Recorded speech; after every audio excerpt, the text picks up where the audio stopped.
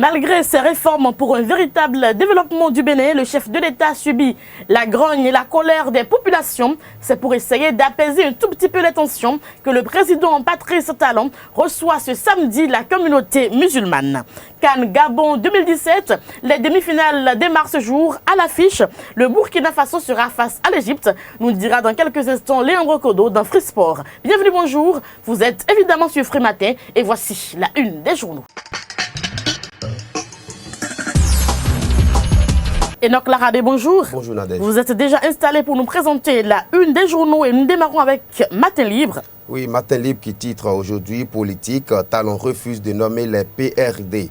Et puis l'économiste accès à l'internet de haut débit et si le Bénin allait à l'école du Rwanda, s'interroge le journal. Et puis le matinal qui titre nomination des membres de l'ANLC, la représentante de la police contestée. L'informateur qui s'affiche à présent et puis amélioration de l'environnement économique du Bénin, les pertinentes réflexions du CIPB pour booster le climat des affaires. Fraternité à présent, rencontre entre le chef de l'État et les imams samedi prochain, un pas vers le dégel. Et puis Actu Express qui s'installe pour redorer le blason de la douane béninoise, la judicieuse croissance du CIDOB et puis le potentiel à présent face au sabotage de la campagne cotonnière par la société MCI, les égreneurs sauvent 33 000 tonnes de coton. La nation à présent, promotion des filières Anacad, riz et Carité, les producteurs du Poupal avec l'État. Le progrès à présent, actualisation du fichier électoral, le COS-LEPI passe la main à la Sénat. Et puis Jakpata à présent lutte contre l'essence de contrebande, nécessité de construire des mini-stations à proximité des populations. Nord-Sud quotidien qui s'installe à l'environnement économique du Bénin, le CIPB fait des réflexions pour l'amélioration du climat des affaires. Et puis notre fois pour finir, financement du PHG, programme d'action du gouvernement 2016-2021, personne ne frappe encore à la porte. Merci à vous Enoch Laradé, c'était donc la une des journaux. Et on rappelle que tous ces quotidiens et bien d'autres sont disponibles sur toute l'étendue du territoire national dans les kiosques. Merci à vous et voici le journal de Aurel Kwasi. Aurel Kwasi, bonjour. Bonjour, vous êtes déjà là pour nous présenter le journal. Bienvenue sur Free Matin. Exactement. Bonjour, chers internautes. Le préfet du littoral Modeste Toboula s'est rendu hier au domicile de El Hadj Ousmane Aboubakar, doyen des imams chargé de relations avec les autorités politico-administratives.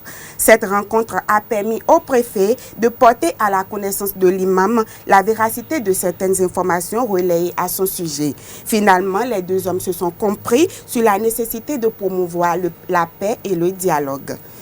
Diversifier les sources d'approvisionnement énergétique et assurer l'énergie de manière durable aux populations constitue l'un des projets du chef de l'État, Patrice Talon. Dans ce cadre, le gouvernement du Bénin a signé avec le programme des Nations Unies pour le développement PNUD le document du projet de promotion de la production durable biomasse électricité au Bénin. Signalons que le coût global de cet accord de prêt est estimé à plus de 14 millions de francs CFA. Le gouvernement de la République du Bénin a épinglé au quartier Djomé-Hounté un bâtiment en construction de type R+8 avec sous-sol et mezzanine, alors que sur le permis de construire délivré par la municipalité de tutelle, il est autorisé un type de bâtiment R+4 avec sous-sol et mezzanine.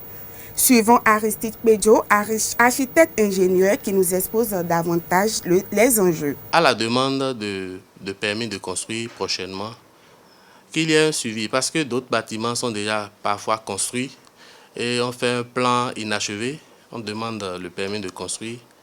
Des gens ne descendent pratiquement pas sur le terrain, ou bien même s'ils descendent sur le terrain, je ne sais pas s'ils s'entendent avec le maître d'ouvrage pour déclarer ce qui est vraiment sur le terrain, il déclare contrairement à ce qui est sur le terrain, ce qui est sur papier.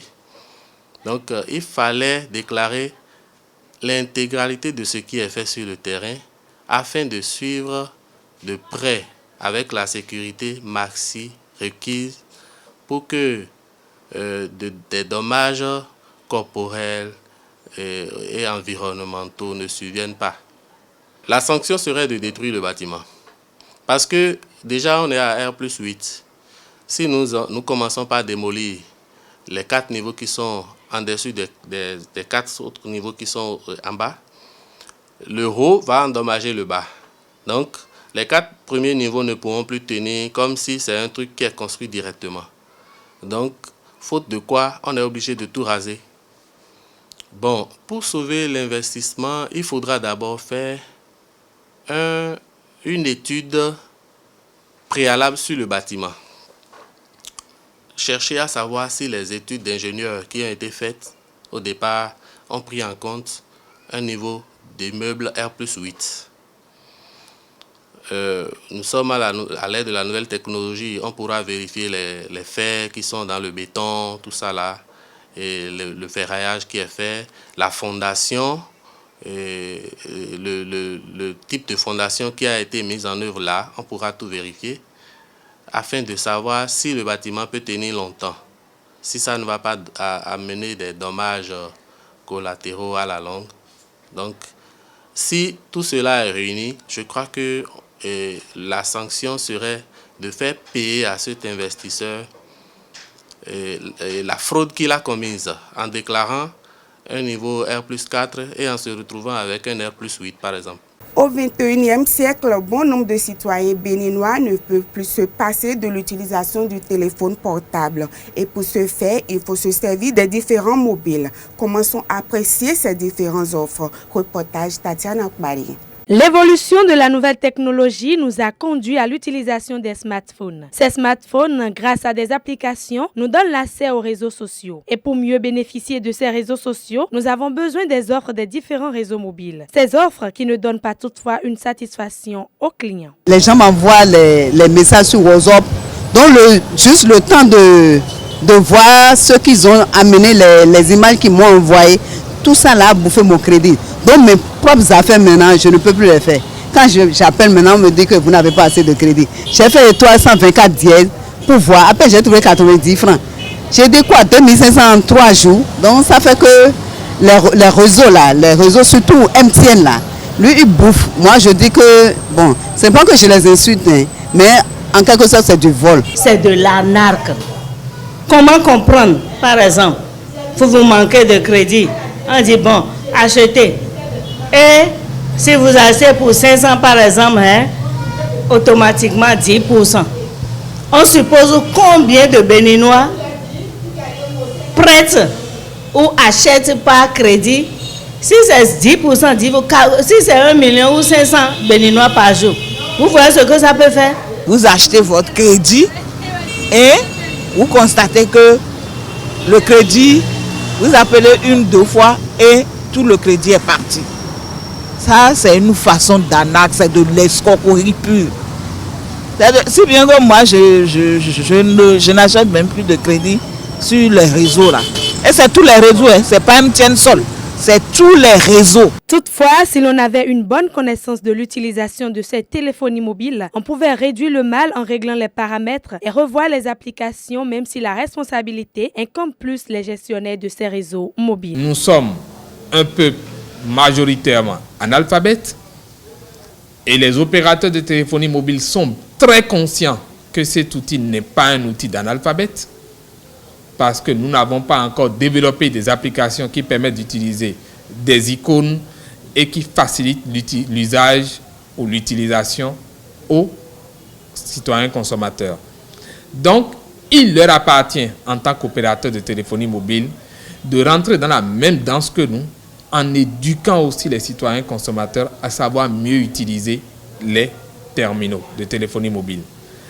Mais force est de constater que c'est en fait un business pour eux. Si les gens sont ignorants, perdent leur crédit, bon, vous perdez le crédit, vous êtes obligé d'en racheter. Donc, ça leur fait faire d'affaires. Et ça explique qu'ils soient timorés par rapport à cette éducation. Il revient donc à chacun de jouer sa partition pour la satisfaction de tous. Ce sera tout pour les informations de ce matin, Nadège. Merci à vous, Aurel Kwasi, Léandre Kodo et Kader Achirou vont s'installer. Ce sera pour le débat dans un instant. Nous sommes sur Ezaï TV, Free Matin, le débat avec Leandro Kodo, bonjour. Bonjour Nadège. Et puis Kader Achirou, bonjour. Bonjour. Bienvenue donc. Voilà, donc nous allons commencer par parler du président Patrice Talon qui annonce la bonne nouvelle. Il va recevoir donc les imams, la communauté musulmane, le samedi prochain. Leandro Kodo. Oui, pour moi, c'est une très belle démarche. C'est digne quand même d'un chef qui se soucie quand même des problèmes de sa population. Parlant actuellement de cette interdiction musulmane de prier sur les voies publiques le jour de la Douma. C'est l'actualité qui défraie la chronique, pas plus tard qu'hier ou avant-hier. Il y a avant-hier, oui, je crois, le préfet Toboula qui s'est rapproché au domicile du chef des relations publiques des imams. Donc moi je trouve que de loin quand même, il a quelques retours et il sait que quand même si il ne prend pas cette histoire avec une main de fer, que ça pourrait avoir rapidement des répercussions sur la société. Comme je le disais, il y a quand même deux côtés, c'est-à-dire un supporter qui essaie de mettre de l'eau dans son verre, dirigé par l'honorable Yacoub Malekhossou, qui dans cette démarche quand même, on comprend, on sent que voilà, eux, ils acceptent, hein, ils sont dans la démarche de l'acceptation et ils sont dans une logique de recherche d'une meilleure alternative pour quand même essayer de calmer un peu cette situation. Et de notre côté, tous des musulmans exactement qui prient le même Allah, mais d'un autre côté les autres qui incitent les gens à la violence, hein, qui incitent les gens, bon, excusez-moi pas la violence comme ça, hein, mais je dis, qui incitent les gens à la rébellion. À la rébellion. Donc moi je pense que ils acceptent, mais ils disent non, qu'ils acceptent, mais que voilà, qu'il faudrait qu'ils sortent, qu'on appelle tous les musulmans, fidèles musulmans sortis prier. Donc moi je pense qu'il est temps que le président Talon tape du poing sur la table pour quand même essayer de régler cette situation. Est-ce que vous ne pensez pas, attendez Kader Achirou, est-ce que vous ne pensez pas qu'en réalité, le président Talon ou encore le préfet du littoral, Modeste Toboula, aurait pu rencontrer les imams d'abord avant de s'engager dans cette procédure de libération? Le parti de Talon vient en médecin après la mort, parce que c'est pas après avoir fait monter le mercure qu'il faut maintenant aller vers les populations et dire qu'on veut essayer de les rencontrer. Et c'est là où je dis peut-être même si le PR a un conseiller religieux, il a failli à sa mission, parce que avant de prendre une telle décision d'une telle envergure, il fallait quand même essayer de rencontrer les confessions religieuses et de les expliquer les enjeux avant maintenant de dire qu'on va aller les interdire en fait de ne plus s'installer sur les routes. Et même quand on a parlé de libération des domaines publics, on n'a pas précisé dans la libération des domaines publics que les confessions religieuses étaient touchées. Et même quand on a sorti en Conseil des ministres le décret relatif à l'interdiction de manifestations sur les voies publiques, c'était par rapport aux manifestations de baptême, enterrement et autres. Mais on n'a pas interdit. Vous savez ce qu'on est en train d'interdire, c'est un peu grave. On interdit désormais les chemins de croix sur nos voies. Ça veut dire que désormais il n'y aura plus le chemin de croix au Bénin, c'est ça? Alors que la Constitution ne le permet même pas. On interdit encore aux musulmans de prier. Cotonou veut copier Paris, veut copier Lille, veut copier Hambourg. Non, encore qu'à Paris, encore que là-bas, les vendredis, les gens posent le fond toujours sur le Batata, mon frère. Vous parlez du camp de Malekhossou, je ne vois pas un peu ce qu'ils défendent. Certes, ils sont dans une démarche pacifique, ils disent qu'ils veulent rencontrer le gouvernement et lui expliquer les enjeux. Eux, ils veulent aller vers, je vois leur dynamique déjà, ils veulent demander au gouvernement de leur donner assez d'espace pour pouvoir construire une grande mosquée, pour qu'ils puissent avoir beaucoup plus de fidèles à l'intérieur. Alors que ceux qui sont du clan de Moutawakil, ils disent quand même que dans les grandes villes, puisqu'ils disent qu'ils ont voyagé beaucoup, ils ont fait beaucoup les commissions islamiques. Et dans les commissions islamiques, partout, même à Paris, parfois même on bloque des accès des rues et les militaires, le gouvernement met à la disposition de la communauté musulmane des militaires, des policiers pour encadrer tout au long de la prière. Ce que d'abord il n'y a pas au Bénin. On met juste la municipalité qui donne juste des grilles pour juste empêcher le passage des véhicules. Et maintenant, on dit encore, maintenant, on les interdit maintenant de prier sur la voie en un espace de 2 heures. Je vois que le chef de l'État... Moi, j'en ai entendu un sur Facebook qui disait qu'il fallait que cette histoire-là s'arrête, qu'on les empêche de prier un peu n'importe où, qu'un jour ou l'autre, qu'un débile allait foncer, qu'un jour ou l'autre, un débile allait foncer. C'est pas possible, le Bénin est un État de pays de paix. De Laurent Salé, de Moutawakil, quand ils disent que quand on a cassé les mosquées qui étaient érigées sur le domaine public, ils ne s'en sont pas pris. à l'État. Ils n'ont rien dit, ils sont restés calmes. Mais ils disent en fait qu'ils sont contre le fait qu'on puisse dire maintenant qu'on ne puisse pas leur permettre de prier. Et Moutawagi va encore plus loin, il dit que là où il est aujourd'hui, on lui a rapporté qu'il y a des toilettes qui n'ont pas été cassés, qu'il y a des trucs, il dit que ça ne le concerne pas. Mais le fait que même la religion chrétienne est concernée, et on dit à la religion chrétienne aujourd'hui qu'on ne peut plus effectuer au Bénin les chemins de la religion chrétienne va réagir d'une autre manière. Leandro Kodo, est-ce que vous ne pensez pas quand même que le président Patrice Talon respecte quand même la communauté musulmane? Parce que de mémoire de journaliste, je n'ai pas vu le président Talon négocier après une réforme. Parce qu'il les reçoit, c'est quand même, je pense quand même que Patrice Talon est un dur à cuire. Mais s'il les reçoit, c'est quand même qu'il respecte la communauté musulmane. Oui, bien sûr.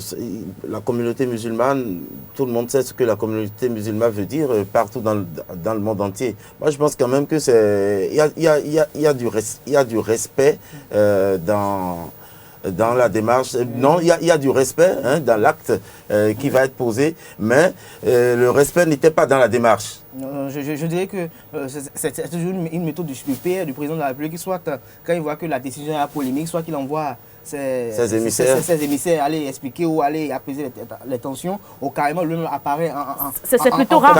Vous rappelez. Les étudiants, quand ils ont interdit et les associations étudiantines. Mais le président n'a pas négocié avec les étudiants, pas du tout, il est resté formel. Mais il a envoyé quand même. Mais il ne les a pas reçus. Moi, je parle de Talon, président, évidemment. Je ne parle pas des émissaires qu'il envoie. Ici, en fait, il s'agit des musulmans. Et dans la communauté musulmane, je ne parle pas des émissaires que le président envoie. Et il a peur, en fait. Vous savez, c'est une question de sécurité nationale, en fait. Et s'il ne prend pas très tôt ses responsabilités, vous savez, il suffit juste, puisque les musulmans, ils sont très solidaires, il suffit juste que les idiots de Boko Haram du Nigeria disent en fait qu'ils viennent en solidarité bien sûr, et c'est fini. Évitez de parler de Boko Haram sur le plateau, nous allons passer à un autre sujet. Ce sont les nouvelles nominations, pour l'instant c'est moi qui dirige les débats sur ce matin. Donc les nouvelles nominations qui ont été effectuées au niveau du président Talon, encore au niveau du gouvernement. On a remarqué que les acteurs de la société civile les plus durs ont été repêchés.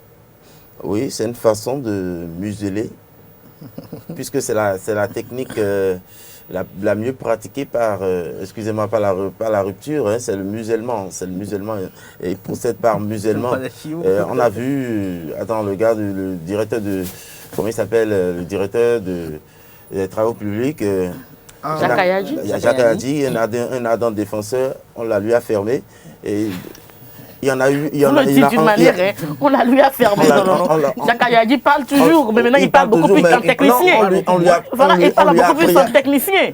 On lui a appris à la boucler. Maintenant, voilà les seuls rescapés, puisque même du côté des syndicats, ils sont arrivés à faire partir les gens à la retraite et tout ça. C'est toujours la méthode du musulman. Maintenant, on revient à la société civile, les plus ardents défenseurs du Bénin, les plus ardents, ceux en qui la population a confiance. On sait que bon, quand il y a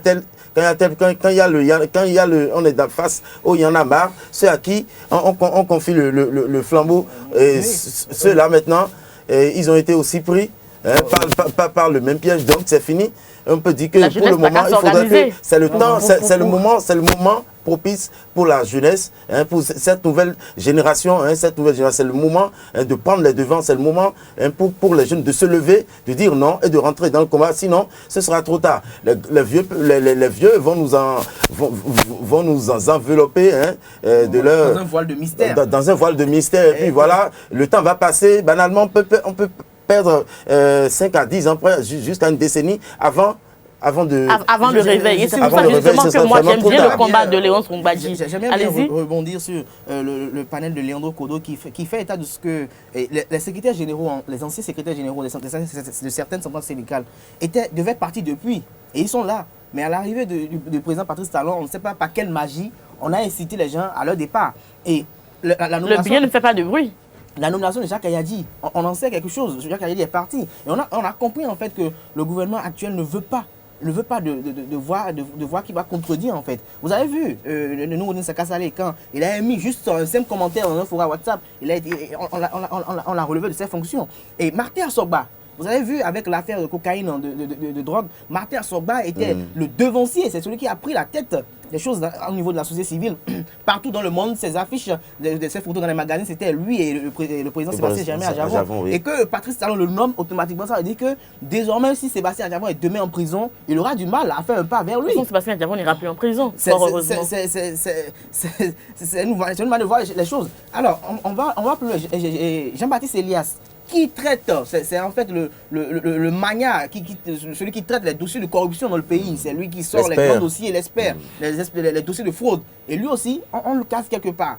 Qu'on le veuille ou non, c'est une nomination gouvernementale. On dit qu'ils sont à des postes où ils représentent la société civile, mais qu'on le veuille ou non, ils sont à des postes stratégiques. Parce que c'est le gouvernement moi, je m'inquiète parce qu'il y a plein de dossiers. Il a encore plein de dossiers à sortir. Il a encore tellement de choses. Il y a des dossiers en cours. Je disais que c'est là que j'apprécie bien le combat de Léon Songbadji, malgré que ce soit quand même un peu orienté. Par rapport à, je crois quand même qu'il représente une jeunesse qui se Léon Songbadji, je dirais quand même que on sent, au début, je vous dirais de façon honnête, je pensais que l'homme était dans de l'amusement, ça dit, genre, peut-être justifier peut-être un salaire, je ne sais pas, mais on sent quand même un combat de conviction dans ce qu'il fait. Vous avez vu récemment, depuis 3 jours, circulent sur les réseaux sociaux quand même des affiches qui sont faites pour exprimer quand même des idéaux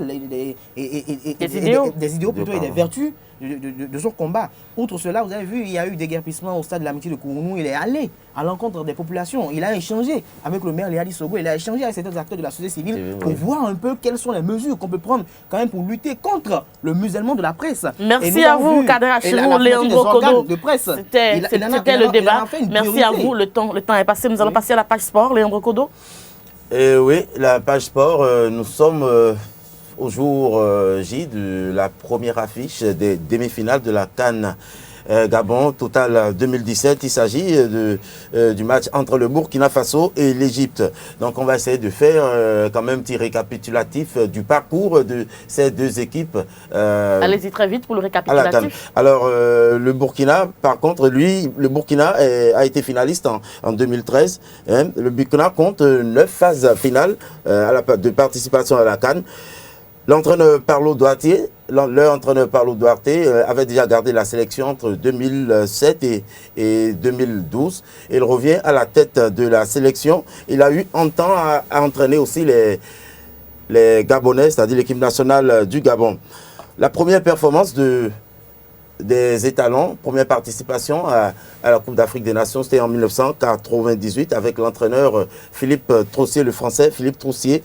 Il y a eu après une période de disette, oui, entre 1998 et 2009, les éliminations en phase éliminatoire et tout ça. Donc ils sont revenus finalement en 2010. De 2010 à 2012, c'était le rendez-vous des espoirs déçus, nous allons dire, parce qu'ils ont été éliminés aussi très tôt. Donc, cette équipe du Burkina s'est totalement,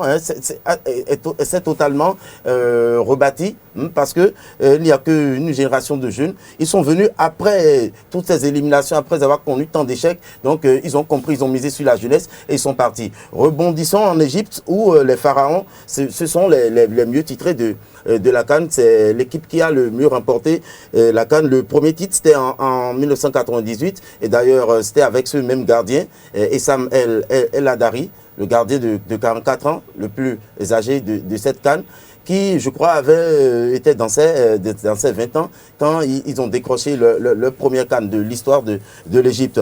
Ensuite, 7 ans après, ils reviennent cette année parce qu'ils ont connu aussi une période de disette. Ils ont remporté en 98, en 2006, en 2008 et en 2010, d'où le fameux triplé qui leur a permis de conserver le trophée de la CAN. Donc aujourd'hui, nous sommes face à une Égypte qui a de l'expérience quand même dans cette compétition la mieux titrée. C'était avec 7 titres, 7 sacres, comparativement à un Burkina Faso qui n'a connu qu'une seule finale. Mais qui peut créer la surprise. Mais qui peut créer la surprise. Pronostic. Donc, pronostic, logique victoire de l'Égypte. D'accord, logique victoire. Surprise victoire des Burkinabés. Ouais, je confirme aussi. Kadra Chirou. Oui. Moi à dire sur le plan sport. Le paquet le spécialiste a déjà parlé. Il a un Merci penchant pour à la vous. communauté musulmane, donc je suis sûr qu'il va supporter l'Égypte. C'est sûr. Merci beaucoup. Anifat Boukari nous parlera des astres. Elle nous donnera les prévisions astrologiques dans quelques instants. Anifat Boukari, bonjour. Bonjour. C'est avec vous que nous mettons un terme à Frématin, mais en attendant, on parle des astres. L'astrologie chinoise. Exactement. Amis internautes, bonjour. Voici ce que nous disent l'astrologie chinoise en ce mercredi 1er février 2017. Rat, vous aurez une journée de recherche et d'aventure basée sur le Chanel. Bœuf, les investissements, le travail vous rapporte suffisamment pour couvrir vos besoins. Tigre, vous voici promu au rôle d'amant romantique. Lièvre, votre relation s'intensifie dans une passion égoïste et exclusive sans autonomie. Dragon, vous vous retrouvez dans un tourbillon positif incessant dans des activités. Serpent, votre vitalité est due à votre belle énergie. Cheval, privilégiez le romantisme ou l'optimisme dans vos discours sera plus facile aujourd'hui. Chèvre, parvenez à vivre votre talent de gestionnaire dans votre vie à l'ordre du jour. Singe, des situations complexes jonchent votre chemin de vie. Coq, attention à revenir sur une attitude plus ouverte. Chien, la chance est résolument de votre côté. Et pour finir, cochon, vous ferez le bilan de votre existence amoureuse. Ce sera tout pour ce matin. Merci à vous, Anifat Boukari. Mais d'ici demain, vous allez nous aider à faire la correspondance pour nous dire un peu si les béliers sont des chats, des rats ou encore des tigres. Oui. D'ici demain, on pourra le faire. Oui, oui. Merci à vous. Et c'est la fin de votre émission d'information et de divertissement Frématin. On se retrouvera demain pour un autre numéro. Portez-vous bien. Au revoir.